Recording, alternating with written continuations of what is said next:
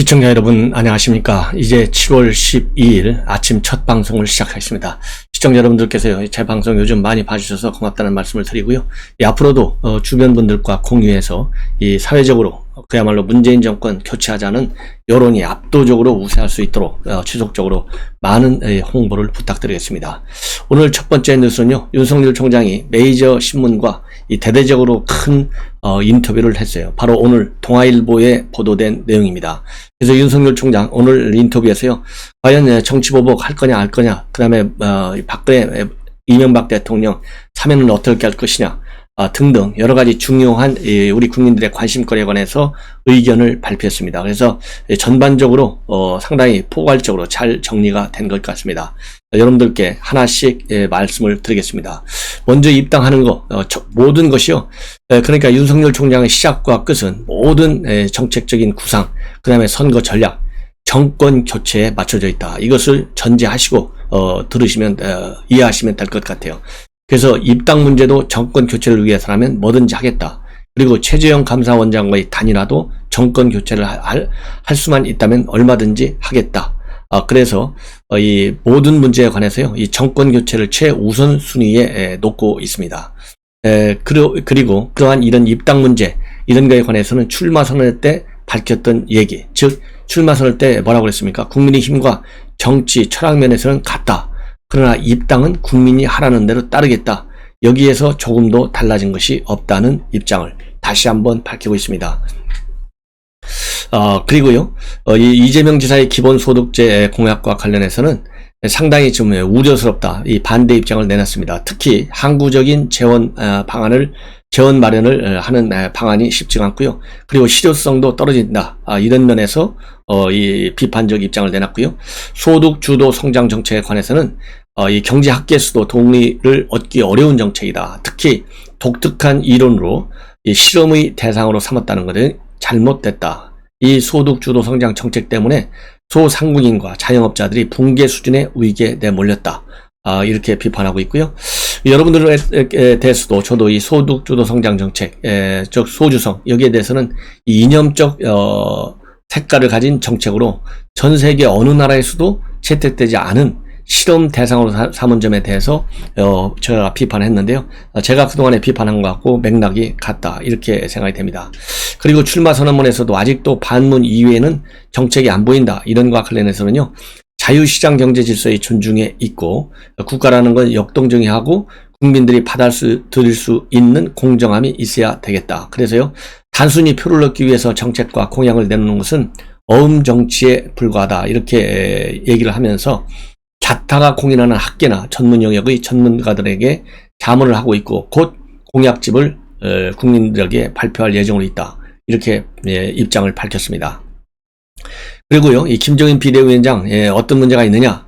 아무런 문제가 없고 국민도 만나고 전문가도 만나고 정치인도 진영과 관계없이 만나게 되는데 때가 되면 얼마든지 뵙고 풍부한 정치적 견문을 들어야 하지 않겠나, 이렇게 돼 있어요.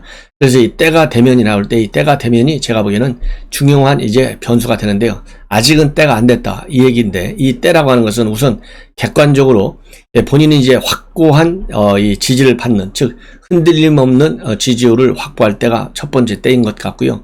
두 번째 때라고 한다면 지금 현재 딱 2명만 만나는 활동으로 대외 행보를 압축시켜 놓고 있어요. 그래서 본인이 보다 폭넓은 인사들과 접촉할 수 있을 정도로 자신감이 가지고 있어야 되고요. 정치적인 자신, 즉 자신이라고 하는 것은 어떤 형태의 질문과 토론에 대해서도 응할 수 있는 자신감. 두 번째로는요, 본인이 아직은 뭐라고 그럴까요? 이 때라고 할 때 본인이 정치 초년생이지 않습니까? 그렇기 때문에 국민들한테는 신비주의를 어느 정도 지키는 것이 좋겠다. 그래서 한 번에 딱 벗고 나갔을 경우에는 본인한테 어떤 데미지가 올지 예측이 곤란하다는 것이죠. 이런 점에서 자신이 있을 때, 즉 신비주의 없이 완전한 공개조력돼서 심판을 받을 수 있을 정도로 이 정책과 전략문에서 준비가 돼 있을 때, 이런 걸 의미하는 것 같습니다. 그 다음에 최재형 원장과의 이 단일화, 이런 문제에 관해서는요, 정권 교체를 할 수만 있다면 어떤 상황에서도 어떠한 결정도 내리겠다. 그래서 단순히 권력을 잡아야 되는 것이 아니라 고통을 중단시키고 사회가 정상적으로 발전하게 하려면 어떠한 결단도 내리겠다는 의미다. 그래서 그러면 단일화라는 것이 이 땅 전이냐 후냐, 그러니까 어떤 것이든 간에 정권 교체가 되어야 된다. 국민께 실망을 시켜드릴 수는 없다고 생각한다. 이렇게 얘기를 했어요. 그러면 입당이 정권 교체에 효과지지 않다는 결론이 나오면 입당을 안 할 수 있는 것이냐? 이렇게 하니까요. 정권 교체를 확실하게 할 수 있는 어떤 방법도 강구한다. 이렇게 6.29 출마 선언 때 얘기를 하기 때문에 거기에 맞출 것이다. 그리고 그러면 정권 교체의 선봉장이 윤 총장이 아니어도 좋다는 얘기냐라고 물으니까요. 이 대목이 굉장히 중요한 것 같아요. 호흡을 굉장히 가다듬었다고 합니다. 이 얘기는 결국 보니까 복합적인 의미가 있겠죠. 예. 그래서 정권 교체를 위해 앞장서라고 지지를 보내주셨으니 지지를 받은 사람이 앞장서야 하지 않겠느냐. 향후 어떠한 정치적 불이 있더라도 대의를 따라야 한다고 생각한다. 그래서 이 대목에서 이 긴 호흡을 내었다. 그러면은 아니 내가 지금 이렇게 지지율이 높은데 아직도 나를 정권 교체 선봉장으로 안 한다는 얘기인가? 여기에 대한 이 좀 뭐라고 그럴까요? 이 불만이랄까 아쉬움 이런 것도 있을 수가 있고요. 그 다음에 긴 호흡이라고 하는 것은 지금 현재 야권에서 이 플랜 B가 거론되고 있잖아요. 그러니까 윤 총장의 검증 같은 데서 걸려서 출마하지 못하는 경우, 또 하나는 출마는 해결했는데 국민의힘에 끝까지 입당을 안 하는 경우, 이런 경우에 대비한 플랜 B 입장에서의 최재형 대안론이 지금 많이 떠오르고 있어요. 이런 건데 아니 아직도 내가 엑스파일 아무 문제가 없다 이렇게 얘기했는데 안 민다는 얘기인가? 이런 데 대한 이 한탄스러운 모습이 아닌가 하는 생각이 듭니다. 그리고 참고적으로요, 이 최재형 감사원장 얘기는 인터뷰 내용이 끝난 다음에 말씀을 또 드리도록 하겠습니다. 그 다음에 지금 국정농단 사건과 관련된 수사, 여기에 대해서는 어떻게 됐든지 간에 아픔을 겪은 사람의 유감을 표한다. 이렇게 되어 있습니다. 그리고요, 사면 문제에 관해서는 사면은 국민 통합을 위해 이루어져야 하고 선거 경화기로 내세우는 것은 적절치 않다. 이렇게 얘기를 했어요. 그리고 차기 정부가 문재인 정부를 수사할 수 있다고 보냐? 이 얘기는 결국 이제 보복 수사를 얘기하는 거지 않습니까? 여기에 대해서 웃은 뒤에 잠시 또 생각에 젖었다고 합니다. 법은 누구에게나 예외 없이 적용돼야 한다. 그게 원칙이다. 다만 국민들이 이것이 온당한 법 집행인지 정치 보복인지는 다 아실 것이다. 과정과 절차에서 국민이 볼 때 온당한 법 집행이라고 할 수 있게 가야 된다.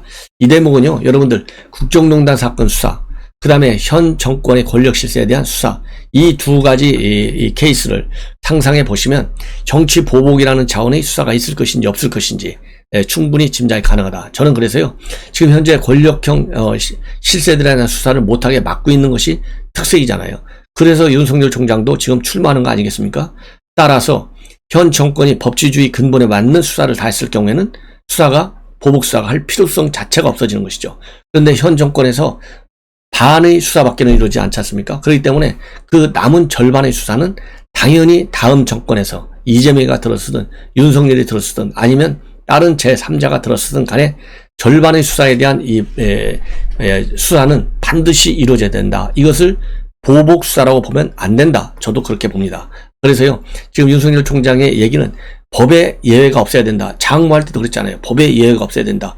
30년 검사 생활을 해왔는데 이게 기본적인 기조지 않습니까? 그래서 법에 예외 없이 수사를 받아야 된다는 얘기는 수사는 불가피하다는 얘기나 똑같고요. 그것이 우리 국민의 감정으로 보면 일종의 보복 수사일 가능성이 큰데, 수사일 수밖에 없는데 그거를 보복 수사로 본다. 이거는 윤석열 총장 입장에서는 받아들일 수 없다. 이렇게 저는 해석이 됩니다. 그 다음에는요, 그래서 전반적으로 쭉 보면 우선 국민에 대해서 국정농단 사과를 했고요. 그 다음에 보복수사 가능성, 이거는 없다, 외형적으로는. 그러나 내면적으로는 수사는 불가피하다, 이렇게 보고요. 단일화, 입당, 모든 것이 전부 다 정권 교체를 위해서라면 못할 게 없다. 이 세 가지로 제가 보기에 이제 여러 가지로 압축이 됩니다. 자, 그리고 이제 최재형 감사원장, 지금 이제 어제 밤에 제가 심야 방송을 통해서 말씀을 드린 대로 오늘 사무제를 하러 대전에 내려갑니다. 그 사무제를 지나고 나서 백선엽 장군의 묘소도 참배할 예정으로 있습니다. 그래서 오늘 사실상 내가 정치에 발을 디뎌놓는다. 그래서 정치 참여 선언을 한다. 이렇게 지금 알려져 있어요. 근데 오늘 그것이요, 동아일보에도 다시 단독 보도로 나오고 있습니다. 그래서 어제 심야 방송을 통해서 말씀을 드린 대로 일단 참배를 끝나고 나면 방명록에 글을 쓰지 않습니까? 그래서 방명록에 자기의 입장을 쓰게 되는데 그 입장문을 통해서 뜻을 표현하고요. 그 다음에 기자들하고 질의응답을 과정을 통해서 자연스럽게 정치 참여 선언을 하는 것으로 딱 되어 있습니다. 근데 이제 오늘 중앙일보에 추가적으로 나온 얘기는요. 내가 지금 대안제, 그러니까 대체제로 거론되는 것에 관해서는 상당한 거부감을 가지고 있다. 이렇게 지금 나오고 있어요. 이 얘기는 누구든지 그렇잖아요. 내가 상품인데 내가 이 어느 상품이 잘 안 팔릴 경우 내가 대체로 내 상품을 내놓는다? 이거 불쾌한 것이죠. 그래서 불쾌감을 표현한 것으로 저는 해석이 되는데요. 그래서 나는 나 자체로서 평가를 받겠다라는 입장을 지인에게 나눴다고 합니다. 그래서 언제 나눴느냐? 나는 그러니까 윤석열 총장의 대안이 아니고 나 자체로 평가 싶다. 이런 취지로 얘기를 했는데요. 이 최재형 감사원장이 이제 정치 참여하겠다. 이렇게 뜻을 확인하게 된 후에 윤 총장이 가족 문제로 검증의 산을 넘기가 쉽지 않겠다라고 말하니까 나대로 심판을 받겠다. 이런 입장문을 내놓은 것으로 되어 있습니다. 그래서 이제 최재형이 어떤 식으로 이제 그러면 이제 활동을 할 것이냐, 이거와 관련해서는요, 11일 날 어제 가장 친한 친구 있지 않습니까? 본인이 등에 업고 다닌, 소아마비 장애를 알아가면서까지 서울법대를 들어가고 사실 합격한 강명훈 변호사와 만났는데요. 조문에 대해서 어떤 형태가 됐든 답례를 해야 되는데 특히 야당 지도부들이 일제히 찾아서 왔습니까? 그래서 야당 지도부에 대한 지휘부 또 야당 인사들에 대한 답례 차원에서의 행보를 통해서 자연스럽게 말하자면 정치 참여 선언에 따른 이 후속 행보를 할 가능성이 크다. 이렇게 입장이 지금 나오고 있어요. 자, 그러면 이제 공수처 얘기인데요. 제가 처음부터 그랬잖아요. 공수처 이거, 시원찮다. 그래서, 김진욱 공수처장 이거 빨리 잘라내야 되고, 공수처 빨리 이제 없애버려야 된다 했는데요. 지금, 공수처가 출범한 지 6개월이 넘었는데도 불구하고, 제대로 처리된 사건이 단 한 개도 없다. 그래서 전부, 웬만한 사람들은 검찰에서 특히 다, 나 좀 공수처로 보내줘. 이 정도로 지금 공수처가 이 수사 능력이 없어요. 그러니까 일종의 피난처가 되고 있다는 비아냥까지 받고 있고요. 여기 윤석열 총장과 관련된 사건만 하더라도 지금 3개의 사건이 있고, 그 다음에 이규원이가 윤중청 면담, 박관천 면담 보고서 허위로 작성하고 특정 언론에 유출했다는 의혹, 이것도 넘어가 있는데 이게 3호 사건으로 넘어가 있어요. 그런데 이거에 대해서도 진척이 없고요. 특히 1호로 넘어가 있는 서울시 교육감 조의원 특채 의혹 전교조 교사들, 이것도 전혀 지금 진도가 나가지 않고 있습니다. 자, 그러다 보니까 오히려 그러면서요, 이 관할권 싸움, 즉 조건부 유보부 이첩의 경우에 내가 관할권이 있느냐 없느냐 가지고 검찰하고 싸우고 있고, 이 검찰에 대해서 자료를 요청한 거 왜 안 주냐 또 싸우고 있고, 싸우는 데는 또 1등이에요.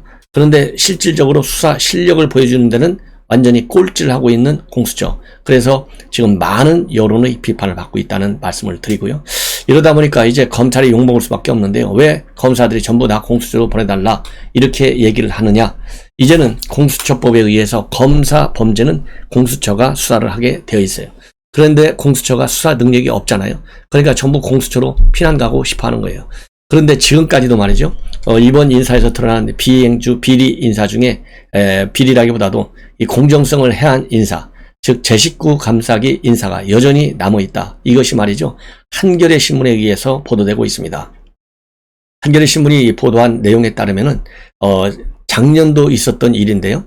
그러니까 작년 6월에 있었던 부산에서 있었던 현직 부장검사의 성추행 사건이 있었어요. 근데 이 성추행 사건 범행이 있었는데도 불구하고 경징계를 받고요. 경찰에서는 기소하자 이렇게 의견을 넘겼는데도 불기소 처분하고 6개월짜리 감봉을 하는데 그쳤어요. 그러니까 경징계를 받고 끝난 거예요.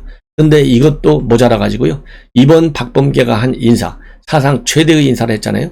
그런데 이 사람이 부산에서 이 사건이 있었으니까 의정부지검 부부장 검사로 올라왔다가 서울로 올라왔어요. 또 이것도 그러다가 이번에 7월 2일 날 인사해서 서울중앙지검의 반부패 강력수사협력부 부부장 검사로 사실상 영전을 한 내용을 한겨레 신문이 매우 이례적으로 이 보도를 하고 있습니다. 그래서 이 사건만 하더라도요, 형사처벌을 받아야 하는데도 덮어버리고 마지못해 경징계를 해서 이제 배려까지 해줘가지고 아무 일도 없는 것처럼 슬그머니 중앙지검 핵심 지검이잖아요. 여기에 부부장 검사로 영전까지 시킨 박범계를 강력히 비판하고 있어요. 그런 사건 이 개요가 뭐냐면요. 작년 6월에 부산에서 밤 11시가 넘은 시간에 횡단보도에 서 있던 여성에게 다가가가지고요. 뒤에서 두 손을 어깨에 얹었어요. 그러니까 여성이 놀라갖고 피했을 거 아니에요? 700m나 밤 11시가 넘었는데도 불구하고 쫓아갔어요. 그러니까 이 여성이 햄버거 가게로 핏이 났는데 또 따라 들어갔어요. 그러니까 결국은 신고를 받고 경찰이 출동해서 현행범으로 체포했고요.